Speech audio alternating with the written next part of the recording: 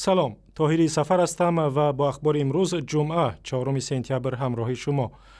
بنا به گزارش‌ها در نتیجه دو زد و خورد مسلحانه در شهر دوشنبه و ناحیه وحدت 8 افسر نیروهای وزارت امور داخلی تاجیکستان و 2 عضو گروه مسلح کشته شدند.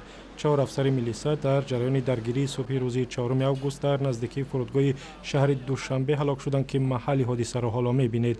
معلوم نیست حادثه در اینجا چگونه به وقوع پیوسته است.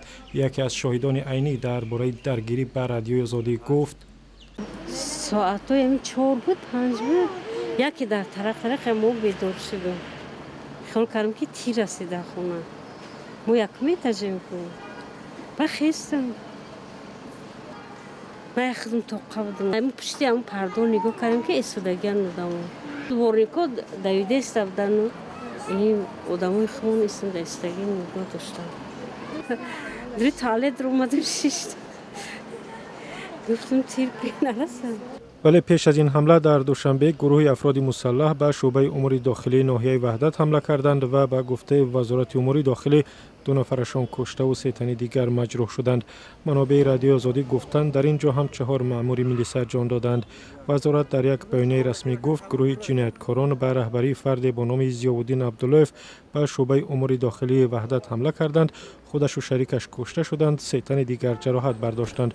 و دیگر اینکه امروز مملی رحمان رئیس جمهوری تاجیکستان نظرزاده میرزا معاون وزیر دفاع و در گذشته فرمانده سابق مخالفان دولت را برای صادر کردن جنایت از مقامش سبکدوش کرده است.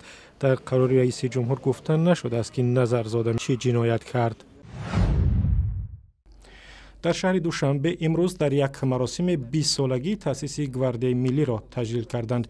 امام علی رحمان رئیس جمهوری تاجیکستان ضمن سخنرانی در حضور فرماندهان و افسران نیروهای مسلح تاجیکستان گفت گارد ملی کشور در زمان مشکل برای تاجیکستان تأسیس شد و در این 12 ساله به یکی از جزءهای مهم و قدرتمندی نیروهای مسلح کشور تبدیل یافته است.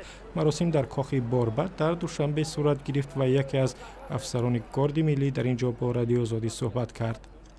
من مدت 2 سال میشود که در گواردیای ملی جمهوری تاجیکستان همچون افسر فوق‌العاده دارم و همچون افسر همچه حربی که در همین سخت برای مسئله جمهوری تاجیکستان من خدمت میکنم. افتخار میکنم که در یک دولت آباد و آسایشته فعالیت دارم و هر یک خدمتچی حربی که در گواردیای ملی خدمت میکنم تاکید کردم میخواهم که در دید جسارت و دلیری رو باز هم زیاده گرداند و همچون زیرکی سیاسی رو از دست ندهد.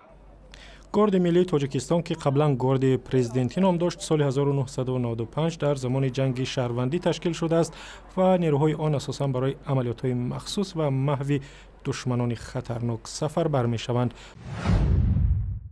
بانک ملی تاجیکستان با بانک ملی چین سازشنامه را به امضا رساند که به گفته اقتصاددان‌ها امکان می‌دهد پیش راه بی‌قرب شوی سامانی گرفته شود. بر اساس این سازشنامه که شام 3 سپتامبر در دوشنبه به امضا رسید، جانب چین در 3 سال آینده به تاجیکستان بیشتر از 3 میلیارد یوان و یا معادل 500 میلیون دلار می‌دهد. از این بعد صاحبکاران تاجیک هنگام خرید مال از چین امکان دارند سامانی را به واسطه به یوان عوض کنند و از آن کشور مال وارد نمایند. این در حالی است که قرب دلار آمریکایی همانا در تاجیکستان بالا می رود و روز 2 سپتامبر در بازار سیاه دوشنبه 1 دلار 6 سامانی و 70 درم را تشکیل میداد. سازشنامه‌ای که رئیسان بانک‌های ملی تاجیکستان و چین امضا کردند برای انداختن معاملات با اصول سواب یا تبادل را فراهم می‌کند و این معاملات بین بانک‌ها برای کم کردن تغییرات در قرب اسعار روی دست گرفته می‌شود. خانواده یک راننده تاکسی در قرغانتپه میگوید برای مجروح و معیوب کردن او از پایگاه نظامی روسیه تاوان طلب می‌کند. طاهر سلطانوف راننده جوان که یک سرباز روس او را بیشتر از 30 کارت زده است بر رادیو آزادی گفت تاکنون برای معالجه‌اش 6000 دلار خرج کردند و برای ادامه طبابت پول زیاد لازم است. در ذهن کنم ماشین بلند چپش روی آن خو میبرم میگم نمیتونم بعد اینجا پونده کورچا کتی زده درون اینجا پونده کورچا کتی زده درون میبرم میگم نمیتونم که بعد آیس دوید اومد گفتم در کار است بگی سونکاتا پولمونو در کار است سونکاتا بگی چیزو تا بگی برا گفتم مطرح نمیشدم تو من نمیشدم که در کار است خیلی کو گوش نکرد اینجا زدن است که همین دست کتی فقط گردوندم. خانواده تکثیران میگوید رگ‌های دستی راست طاهر با 19 ضربه کارد سرباز روس کنده شدند و پنجه‌هایش از حرکت ماندند. مقامات انتظامی علیه دمیتری تالستوی سرباز پایگاه 201 روسیه که روز 21 اوگوست با سر و گردن و پای و شکم طاهر سلطانوف بیش از 30 کار زده است پرونده جنایی باز کردند. بنا به گزارش‌ها سرباز پول کافی برای پرداخت حق راننده را نداشته است و از این راه خواسته است از او خلاص شود. در ولایت ختلان مقامات کینوتئاتری سیار را تشکیل کردند که در زمان شوروی وجود داشت.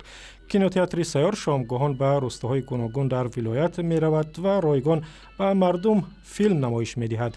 داستان رستم و سهراب یکی از فیلم‌های محبوب در کشور یکی از فیلم‌های اصلی است که مردم در پرده سینما تماشا می کنند. کودکان و زنان از جمله بینندگان اصلی فیلم‌ها هستند که زری آسمان پرستاره نمایش داده می شود. در همین هوای تازه آزاد و پروژه تازه چیکار نگاه کردن ممکنه. و گزارش مکمل در این باره در وبسایت رادیو آزادی، در صفحه های ما در فیسبوک، توییتر و یوتیوب و هم زمینه مخصوصی رادیو آزادی برای تلفن های همراه.